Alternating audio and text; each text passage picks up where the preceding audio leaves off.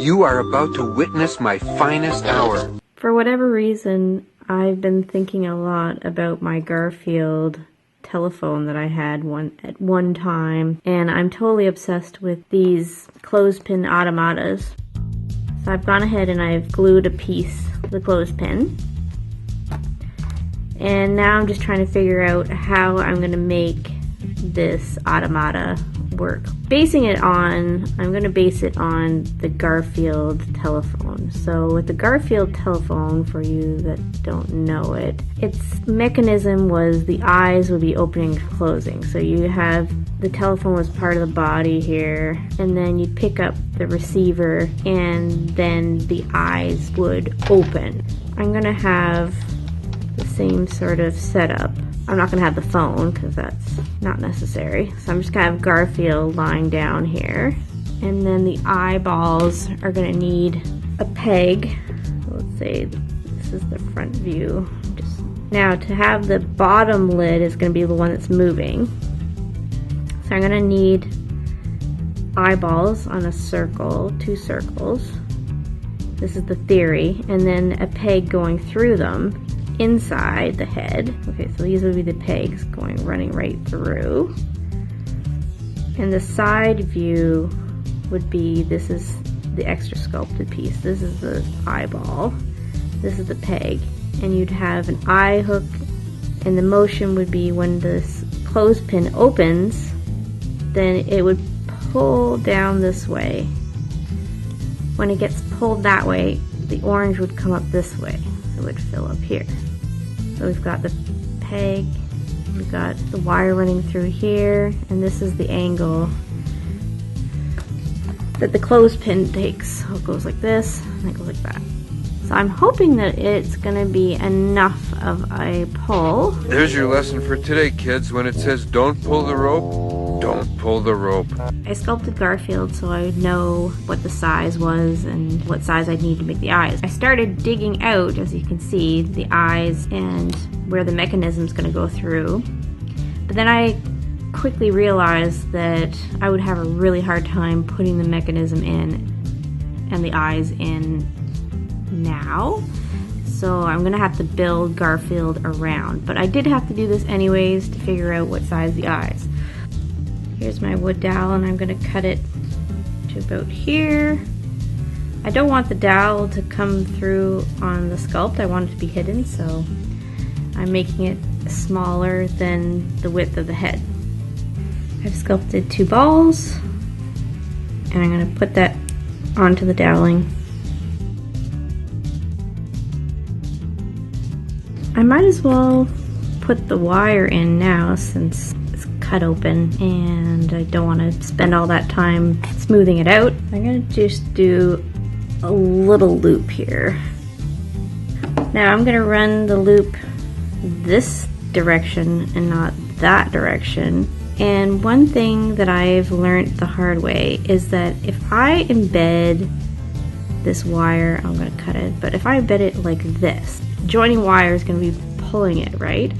So if I do that and I leave it just straight like this, it's going to pull back and forth and it's not going to be secure. See, it's still moving. So what I do this with my bigger sculptures as well, is I'm going to just put a little squiggle in here. I'm going to do that on both sides. But you see now, when it pulls, it's going to have more pressure in this area and that area.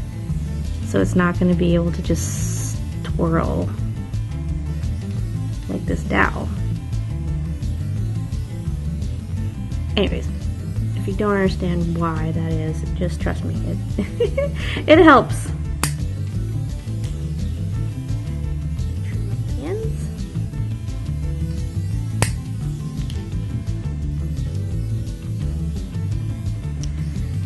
So that's step 1. Step 2 is that I think I will need to already build the framework, the inside framework, so that I can sculpt over top of it. So I need to do that.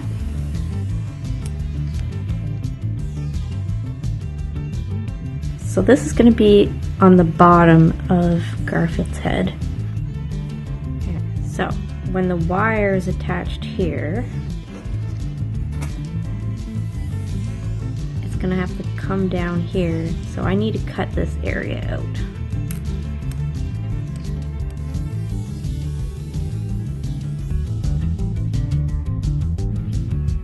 I don't think we're touching anywhere.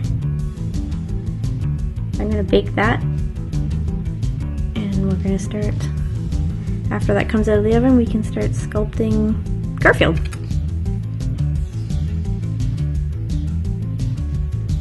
Alright, so this is all baked hard.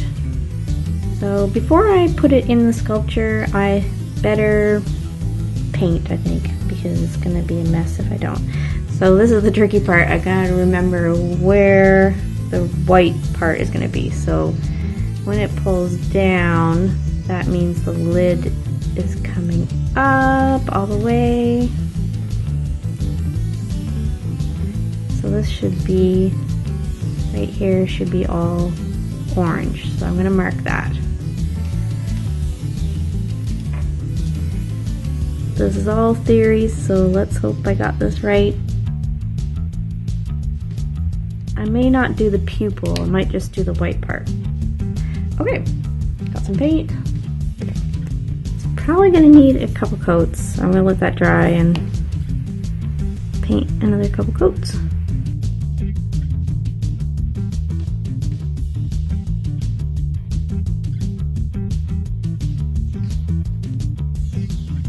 To make life a little bit easier, I went ahead and baked the body. Add some cheeks.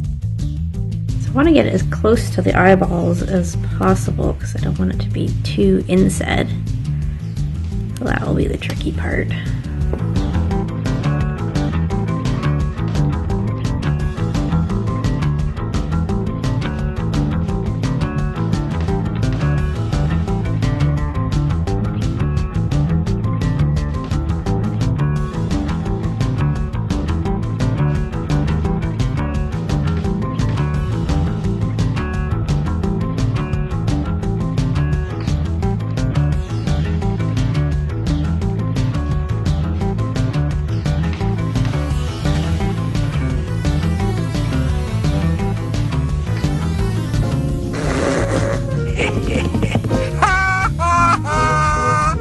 I don't have to take this.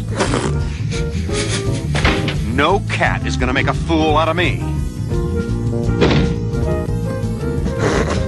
1, 2, 3.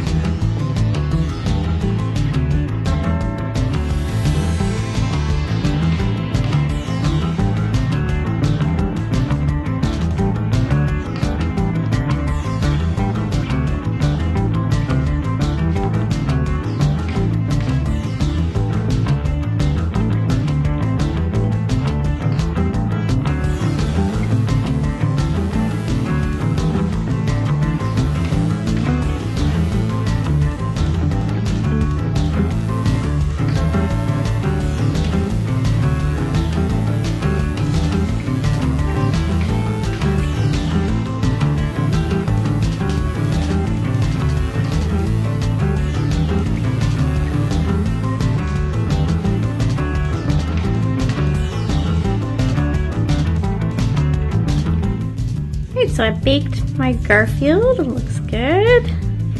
Now I have to attach it to my clothespin.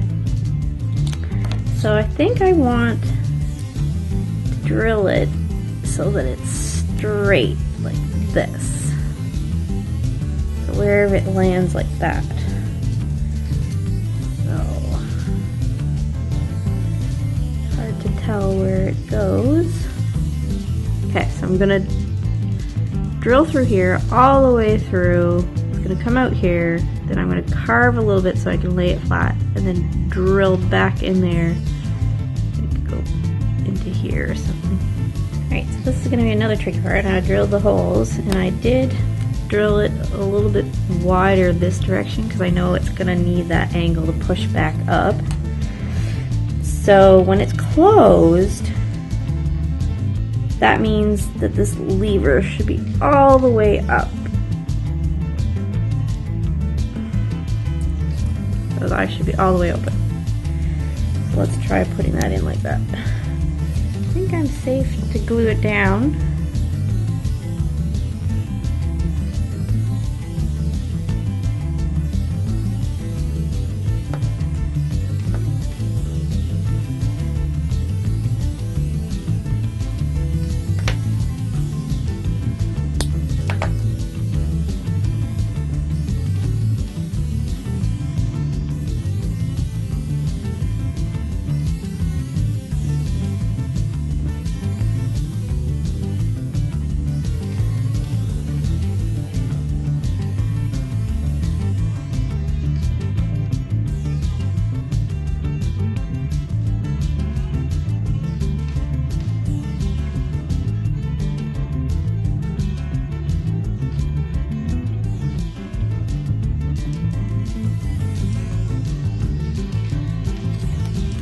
Make them longer than I need, so it's easier to work with. And I only need 3 per side, so that's perfect. I have 6 strands here.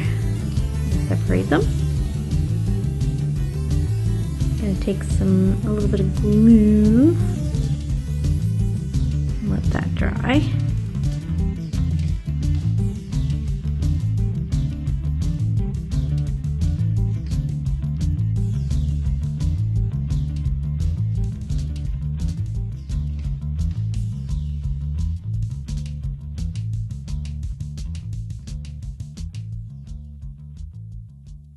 Oh, we had a happy ending. Let's go have a joyous reunion with some pasta.